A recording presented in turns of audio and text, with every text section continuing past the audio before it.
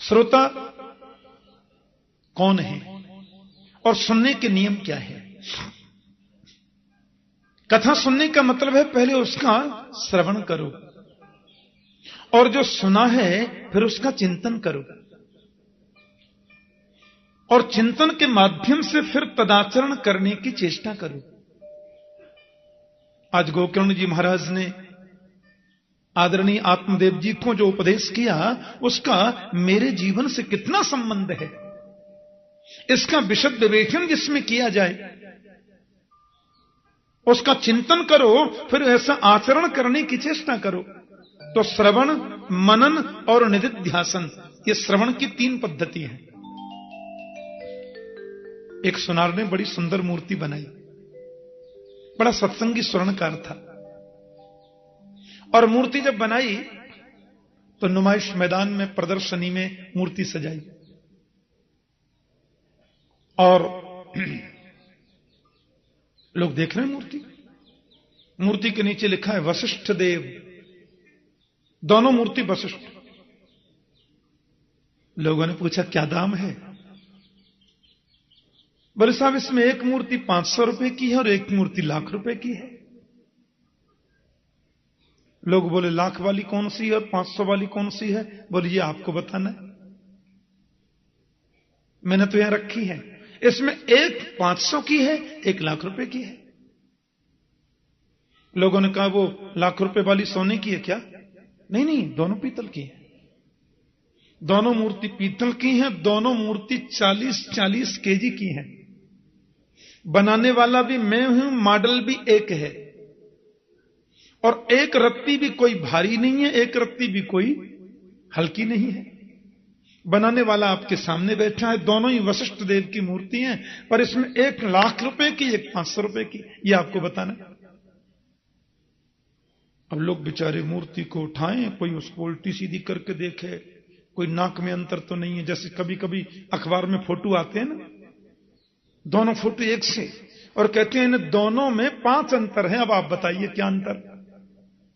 तो मैंने देखा लोग वहीं पर कलम कॉपी लेके बैठ जाते हैं, तुरंत लिखेंगे, और उसमें अंतर दिखते भी नहीं और हैं भी अंतर, 5 अंतर निकलते हैं। सुनार ने बोला आप बताइए इसमें लाख रुपए की कौन सी और 500 की कौन सी? अब सब लोग उठाकर कोई उल्टा करके देखें, कोई कान में उंगली डाल के देखें, कोई नाक में देखे, बिल्कुल एक जैसी मूर्ति।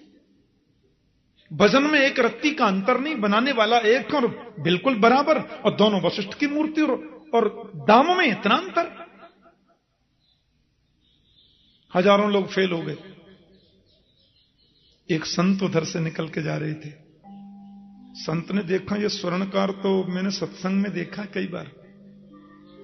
कथा सुनने वालों के चेहरे की आभा दूसरी हो जाती है, उनका रहन सहन, उनकी भाषा शैली सब परिवर्तित हो जाती है।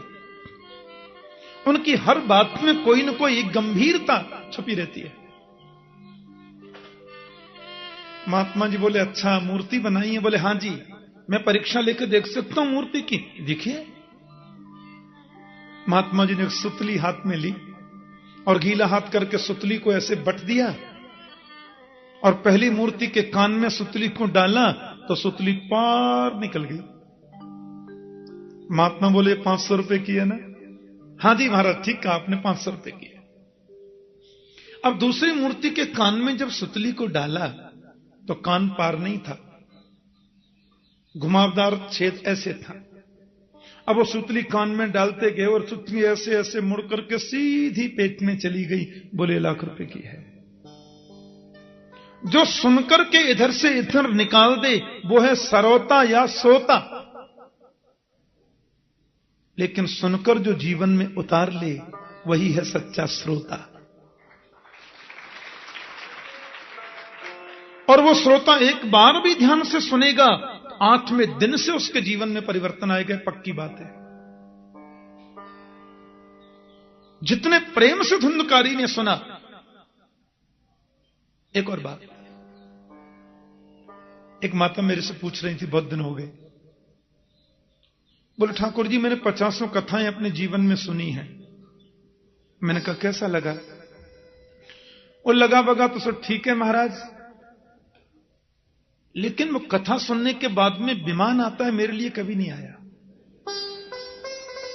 हाँ, बोले धुंधकारी ने कथा सुनी, आप कहते हैं विमान आ गया, और मैंने 50 सुन ली, आज तक नहीं आया। और ठाकुर जी सत्य कहती हूं, हर कथा पानी पी के सुनती हूं, भोजन भी नहीं करती, और हर कथा में जमीन में सोती हूं, पूरे नियम का पालन करती हूं, माला भी जपती रहती हूं, पर विमान नहीं आया। पहले आता था तो आज भी आना चाहिए, और पहले आया था तो अब क्यों नहीं आता। मैंने कहा चलो कांटेक्ट करता हूं ऊपर, पर एक बात बताओ, विमान आ गया तो जाने के लिए तैयार हो? बोला अभी बैठी हूं, अभी ले जाए। पर विमान आना चाहिए, क्यों नहीं आता? मैंने कहा माता, विमान का मतलब क्या है ये तो समझो। भागवत में लिखा है, जब तक विमान आवे नहीं तब तक कथा सुनते ही जाओ। मुहुरहो रसिका भुवि भावुका निगम कल्पतरोर गलितम फलम सुखमुखाद अमृत द्रव संयुतम पिबत भागवतम रसमालयम। इसको कब तक पियो? बोले आलयम मोक्ष पर्यंतम, आलयम मोक्ष पर्यंतम, मृत्यु पर्यंतम। जब तक मुक्ति न हो जाए तब तक इसको पीते ही जाओ, पीते ही जाओ, तो विमान आएगा। अब ये विमान एक कथा सुनने के बाद भी आ सकता है और 1000 कथा सुनने के बाद भी आ सकता है। जब तक विमान नहीं आवे तब तक कथा सुनते जाओ। मैया बोली क्या मतलब? मैंने कहा कथा सुनने के बाद यदि विमान नहीं आया तो माता समझो तुमने कथा सुनी ही नहीं। मैया बोली तो 50 सुनी थी वो सब बेकार है। मैंने कहा ये तो तुम देखो विमान आया कि नहीं। विमान का मतलब होता है विगता मान विमान। हनुमान जी का नाम हनुमान क्यों? जिसने अपने मान का हनन कर लिया वो हनुमान, जिसने अपने मान को नष्ट कर दिया वो हनुमान, और जिसके हृदय से मान अभिमान निकल गया वही विमान। कथा सुनने के बाद भी यदि अभिमान दिल में बना हुआ है तो समझो विमान आया ही नहीं। और एक कथा सुनने के बाद भी जीवन का अभिमान निकल गया, यही तो विमान है। और जिस दिन अभिमान निकल गया उसी दिन विमान आ गया, और जिस दिन विमान आया उसी दिन गोविंद मिल गया। बोलो जय श्री कृष्ण। पक्की बात है।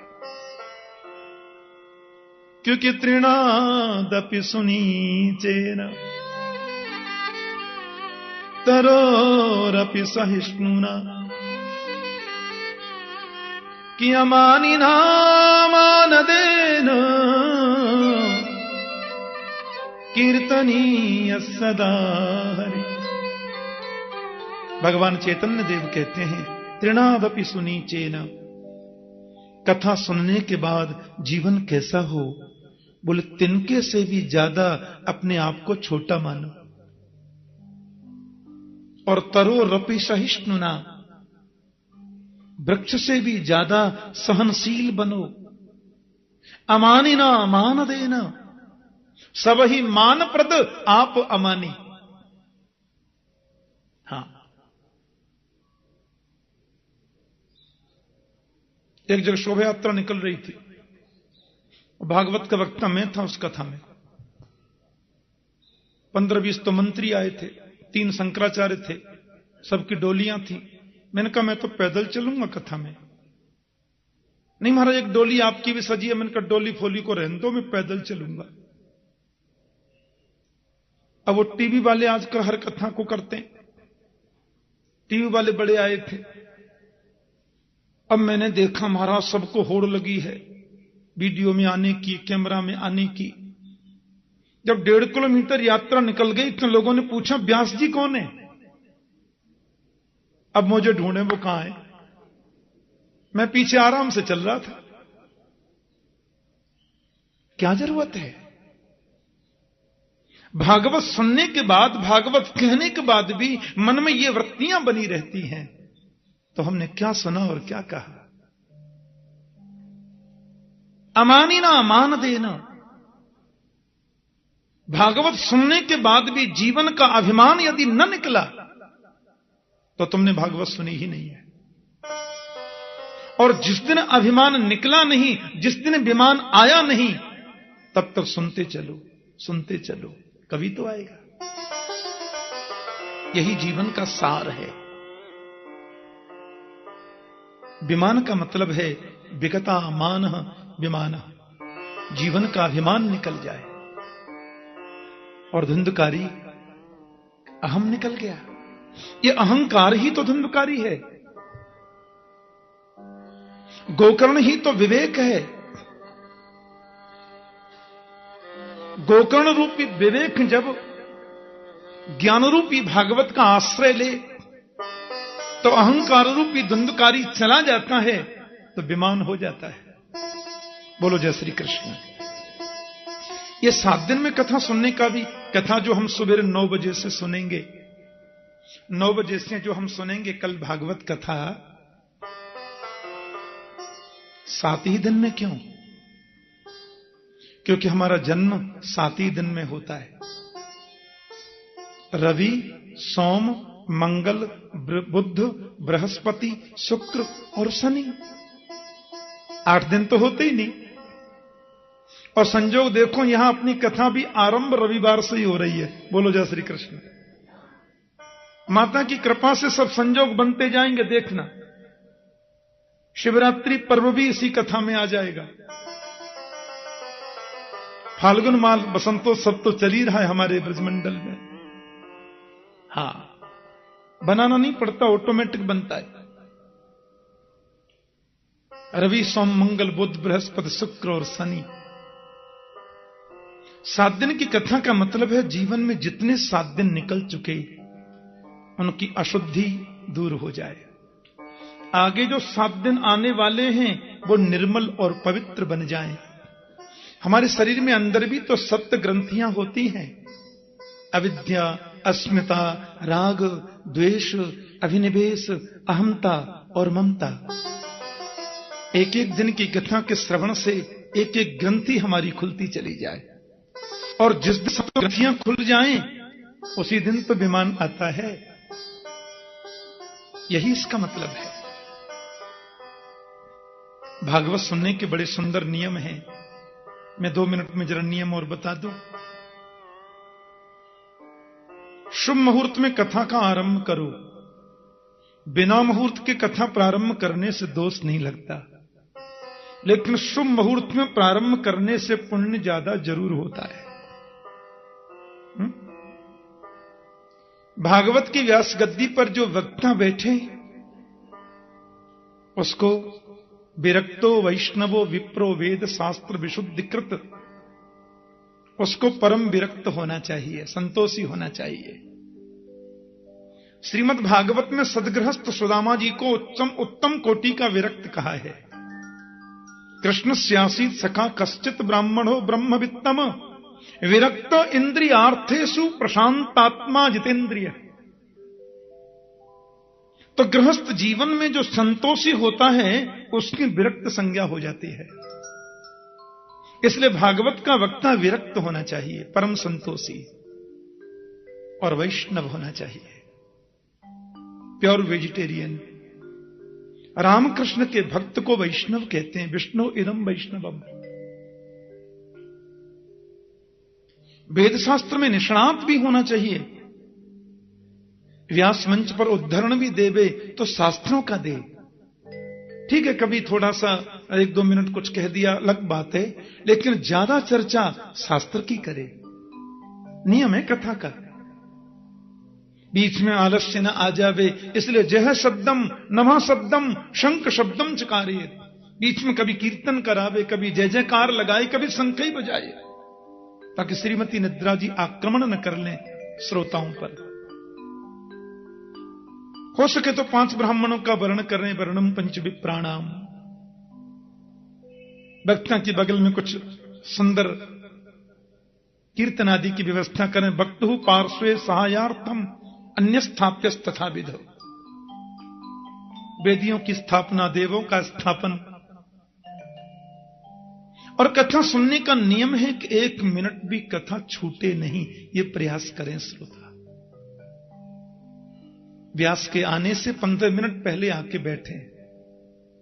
कल कल निनादिनी पावन यमुना का तट, श्री राधा माधव की रास क्रीड़ा स्थली श्रीधाम वृंदावन, उसमें भी परम पावन परम पुनीत गोपियों के द्वारा समाराधित श्री श्री मां कात्यायनी के चरणों में बैठकर गोपियों ने जिस गोविंद को चाहा उसकी महिमा से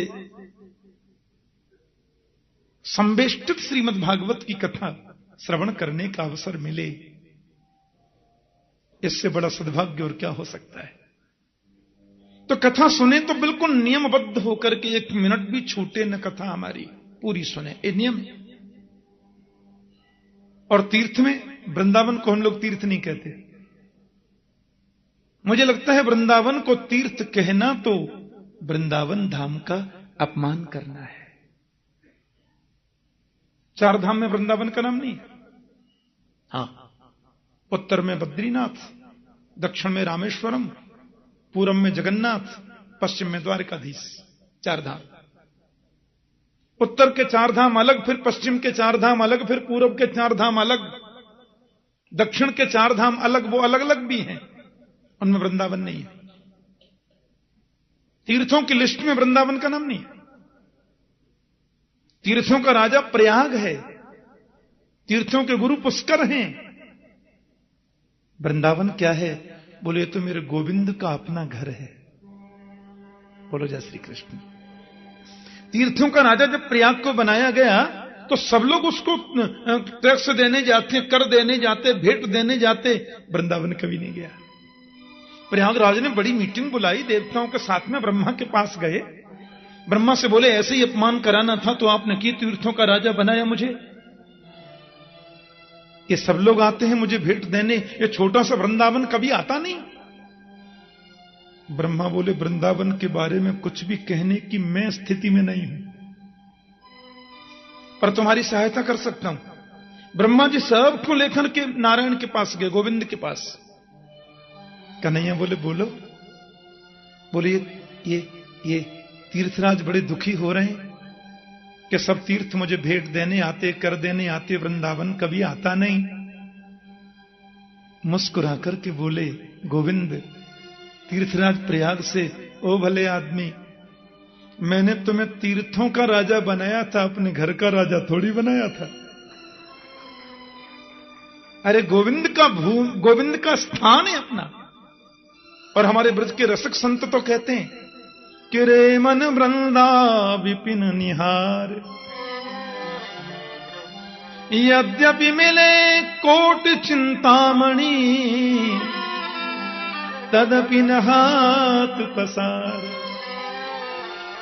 विपिन राज सीमा से बाहर, तो हरिहु को न निहार। वृंदावन की सीमा से बाहर गोविंद भी आखन के बोले मैं आ गया, आओ मेरा दर्शन करने। तो उनसे बोल दो तुम्हारी गर्ज पड़े तो अंदर ही आके दर्शन दे दो, हम तो यहीं रहेंगे। तो वृंदावन मतलब पूरा ब्रजमंडल, 84 कोस का ब्रजमंडल। हाँ, ये पूरा वृंदावन ही का ही स्वरूप है।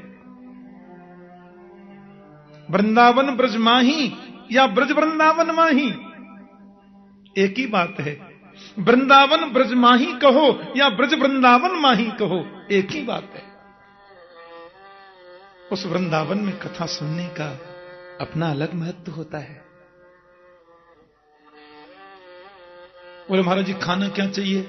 बोले 7 दिन हो चुके तुम फलाहार लेके सुनो, नहीं तो केवल घी पी के सुनो, नहीं कर सकते तो एक टाइम फलाहार एक शाम भोजन लेके सुनो, ये भी नहीं कर सकते दिन में 5 बार भोजन करो पर कथा सुनो।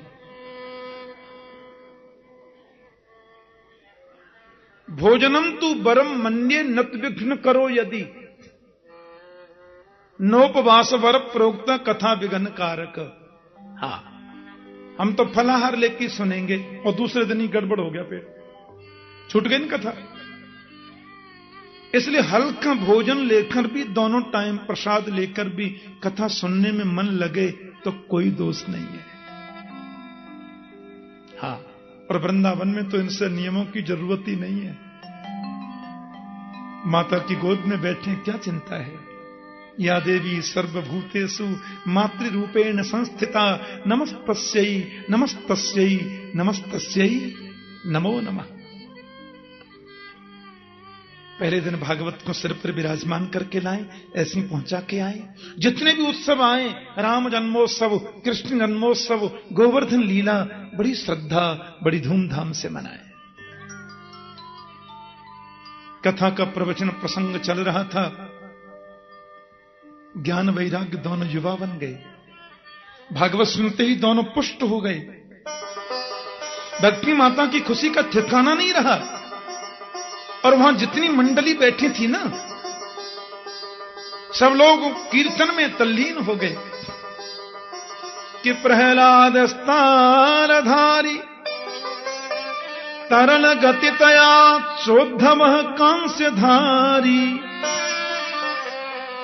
वीणाधारी स्वर ऋषि स्वर कुशलतया राग करतार्जुनो भूत इंद्रोवादिन मृदंगम जय जय सुकरा कीर्तने ते कुमारा यत्राग्रे भाव भक्ता सरस रचनया व्यासपुत्रो बभूव। भक्ति देवी जब प्रकट हो गई ना वहां पर, तो लिखा है श्री कृष्ण गोविंद हरे मुरारे नाथेति नामानि मुहुर्गृणन्ति। भक्ति देवी कीर्तन करने लगी बड़े भाव से। हम भी भक्ति के साथ में मिलकर के कीर्तन कर लें 2 मिनट। फिर आपको एक बात बता दूं, आरती से पहले कोई भी अपना स्थान नहीं छोड़ेंगे। महात्म्य का वर्णन यहां संक्षिप्त हुआ। सवेरे ठीक 9 बजे भागवत कथा का शुभारंभ होगा। कथा का समय है 9 बजे से 12 बजे तक। अपराह्न में 3 बजे से 6 बजे तक। आज थोड़े विलंब से महात्म्य प्रारंभ हुआ, इसलिए मैंने कुछ समय आपका ज्यादा ले लिया। कीर्तन सब लोग मेरे साथ में बोलेंगे, फिर भागवत जी की परम मांगलिक आरती सब लोग गाएंगे, और उसके पहले कोई भी अपना स्थान न छोड़ेंगे। विशेष विनम्र निवेदन। श्री कृष्ण गोविंद हरे मुरारे हे नाथ नारायण वासुदेवा। श्री कृष्ण गोविंद हरे मुरारे हे नाथ नारायण वासुदेवा। श्री कृष्ण गोविंद हरे मुरारे हे नाथ नारायण वासुदेवा। श्री कृष्ण गोविंद हरे मुरारे हे नाथ नारायण वासुदेवा। हे नाथ नारायण वासुदेवा। हे नाथ नारायण वासुदेवा। हे नाथ नारायण वासुदेवा। हे नाथ नारायण वासुदेवा। श्री कृष्ण गोविंद हरे मुरारे हे नाथ नारायण वासुदेवा।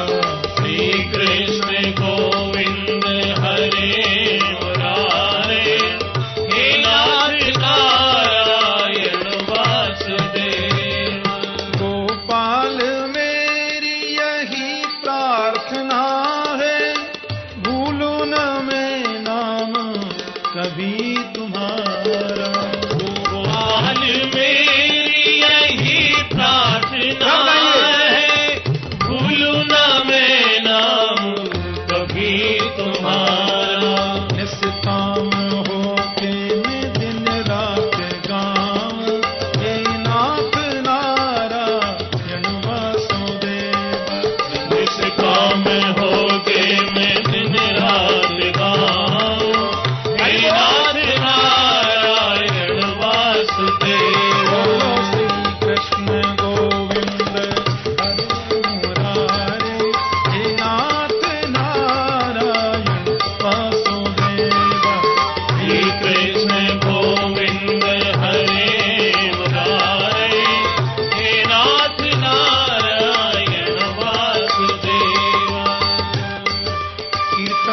ताली बजाने से हाथ की रेखा बदल जाती है। हाँ, माता यशोदा हरि को जगावे, गोपाल जागो अब नैन खोलो। माता यशोदा हरि को जगावे, गोपाल जागो अब नैन खोलो। घरे खड़े गोप बुला रहे हैं, हे नाथ नारायण वासुदेव। घरे खड़े गोप बुला रहे हैं, हे नाथ नारायण वासुदेव। बोलो श्री कृष्ण गोविंद हरे मुरारे, हे नाथ नारायण वसुदेव। श्री कृष्ण गोविंद हरे मुरारे, हे नाथ नारायण वासुदेव। देहांत काले तुम सामने हो, बंसी बजाते मन को लुभाते। देहांत काले तुम सामने हो, बंशी बजाते मन को लुभाते। यही गीत गाते में तन नाच त्याग, हे नाथ नारायण वासुदेव। यही गीत गाते में तन नाच जाऊं, हे नाथ नारायण वासुदेव। हे नाथ नारायण वासुदेव, हे नाथ नारायण वासुदेव। हे नाथ नारायण वासुदेव, जय हो। हे नाथ नारायण वासुदेव। हे नाथ नारायण वासुदेव, हे नाथ नारायण वासुदेव। हे नाथ नारायण वासुदेव, हे नाथ नारायण वासुदेव।